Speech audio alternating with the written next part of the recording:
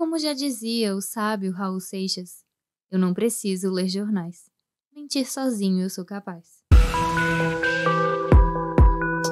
Este é a Visão Libertária, sua fonte de informações descentralizadas e distribuídas. Este artigo foi sugerido e escrito por Rodolfo Andrello, revisado e narrado por JJ Livre. Quando pensamos em uma lista de países que são bons para os negócios e geração de riqueza, dificilmente pensamos no Brasil. Isso não chega a ser uma novidade. Mas, em contrapartida, existe um avanço significativo ocorrendo bem debaixo dos nossos olhos e que pode passar desapercebido caso você se informe exclusivamente pela mídia tradicional. O exemplo mais recente desse avanço veio da melhoria do Brasil nos índices de liberdade econômica medidos pela Heritage Foundation. Após 10 longos anos em que a situação do país piorou perante outros países do ranking, o Brasil conseguiu, em 2022, subir 10 posições na escala de competitividade da Heritage. E isso é um motivo mais do que suficiente para comemorar. Essa conquista, em grande parte, veio em decorrência da Lei de Liberdade Econômica, que surgiu de uma medida provisória ainda em 2019. Das vantagens trazidas pela nova legislação, destaca-se a dispensa de alvará para empreendimentos de baixo risco, como sapatarias e costura, além de uma maior flexibilização no controle da jornada trabalhista em pequenos empreendimentos. Falando em matéria trabalhista, não podemos deixar de apontar a promulgação da Reforma Trabalhista de 2017, com um fator que desafogou minimamente as condições de geração de riqueza no Brasil. E já que falamos em reformas, a própria reforma da Previdência também merece menção aqui em nossa análise, já que representou um passo significativo em direção de uma economia mais sóbria. Naturalmente, tais medidas não bastam para colocar o Brasil entre os países de economia mais saudável, mas fornecem um bom ponto de partida que já começa a mostrar resultados. Recentemente, durante um encontro de cúpula que ocorreu entre as lideranças russas e brasileiras, fomos surpreendidos com o apoio russo para que o Brasil integre o Conselho de Segurança da ONU como membro titular. Dentro do quadro diplomático, tal declaração exalta como nunca antes a posição brasileira no cenário geopolítico, tanto que a posição como membro permanente do Conselho de Segurança vem sendo pleiteada por todos os líderes brasileiros nas últimas décadas. Mas só agora, em 2022, é que conseguimos finalmente o apoio de um dos 5 membros permanentes do Conselho. Os membros permanentes possuem a faculdade de vetar a adoção de qualquer projeto adicional pela resolução do Conselho, independentemente do apoio internacional para o projeto. Hoje, somente 5 países são detentores dessa prerrogativa, sendo eles China, Estados Unidos, França, Rússia e Reino Unido. Esse prestígio contrasta fundamentalmente com a condição precária que o Brasil ostentava poucos anos atrás na política internacional. Tanto que, em 2014, durante a infame administração de Dilma Rousseff, o Brasil foi rotulado como um anão diplomático e definido como politicamente irrelevante. Portanto, mesmo que veículos como a Rede Globo prefiram pintar uma imagem sombria do Brasil atual, ao menos o país vem dando sinais de melhoras, diferentemente do que acontecia durante os governos vermelhos que são tão adorados pela elite do Leblon. Mas os motivos de comemoração ainda não acabaram. Em janeiro desse ano, a OCDE, Organização para a Cooperação e Desenvolvimento Econômico, formalizou finalmente o convite para o Brasil integrar a organização, que também é conhecida como Clube dos Países Ricos. E não só isso, como nos últimos anos também chegamos ainda mais próximos de um acordo histórico entre a Europa e o Mercosul. O referido acordo ainda sofre uma forte resistência de líderes europeus apegados ao protecionismo e que usam a Amazônia como válvula de escape para buscar retardar a concretização deste acordo. Mas ainda assim, as negociações nunca avançaram tanto.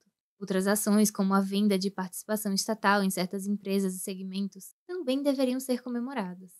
Inclusive, a esquerda já se deu conta disso e acusa o governo de estar fazendo uma privatização silenciosa, já que a Fazenda tem se concentrado na venda de ativos que não precisam passar pela aprovação do Congresso.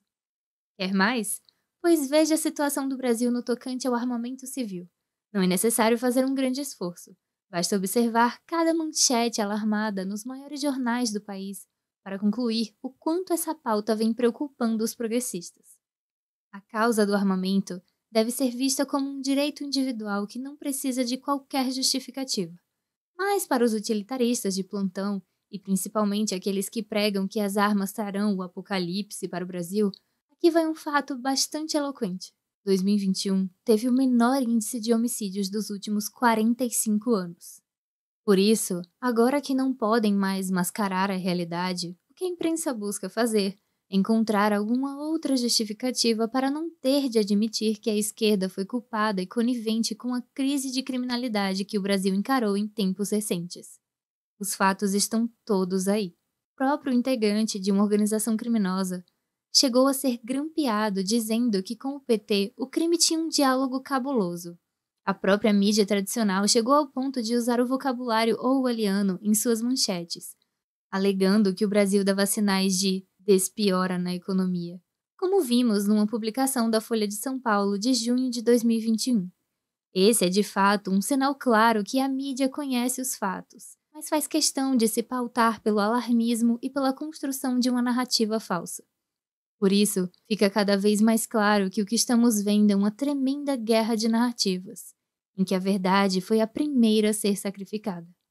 Não obstante, o candidato preferido dos formadores de opinião já mostra para que veio. Tão logo ele se viu livre da cadeia, passou imediatamente a pedir controle da mídia e a revogação das últimas reformas aprovadas. Ou seja, por mais que tenha custado caro aprovar uma meia dúzia de reformas para colocar o país no rumo do progresso, essas mesmas reformas já são ameaçadas pela foice e o martelo daqueles que conspiram pelo atraso. É como dizem, a esquerda ama tanto os pobres que os multiplica. Ora, sejamos justos. O Brasil ainda está longe de ser um país de primeiro mundo. Temos uma economia ainda bastante fechada. Nossas empresas recém-abertas falem antes de completar 5 anos, e a produtividade do brasileiro ainda não se compara com a de um americano ou europeu.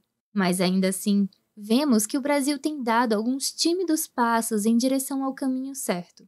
E francamente, é melhor um pequeno passo na direção certa do que vários passos na direção errada. Assim, vemos que a mídia e o Foro de São Paulo estão tentando nos empurrar o mesmo sistema que manteve o Brasil em um vituperante atraso nas últimas décadas. Sendo assim, a resistência que podemos oferecer é principalmente no campo das ideias, na boa e velha guerra cultural. Se o Foro de São Paulo tem a Globo e a Folha de São Paulo, os partidos da liberdade têm a informação descentralizada para fazer frente aos exércitos grancianos. Por isso, mais do que nunca, é importante conhecer e compartilhar o conteúdo descentralizado que você encontra em iniciativas como Visão Libertária aqui. O Estado sempre tende ao socialismo, mas nem por isso nós deixaremos de colocar o maior número de obstáculos no caminho da esquerda. Em outubro, quando estiver diante da urna, eu vou usar um único critério. Vou escolher o candidato que mais irá causar aversão aos inteligentinhos do Leblon, como aquela militante de cabelo azul que distribui folhetos do PSOL na faculdade. Obrigada por sua audiência. Se você gostou desse vídeo, não se esqueça de curtir e compartilhar. Para ser notificado de outros vídeos, inscreva-se no canal e depois clique no ícone de campainha. Escreva artigos você também. Acesse o nosso site visãolibertaria.com.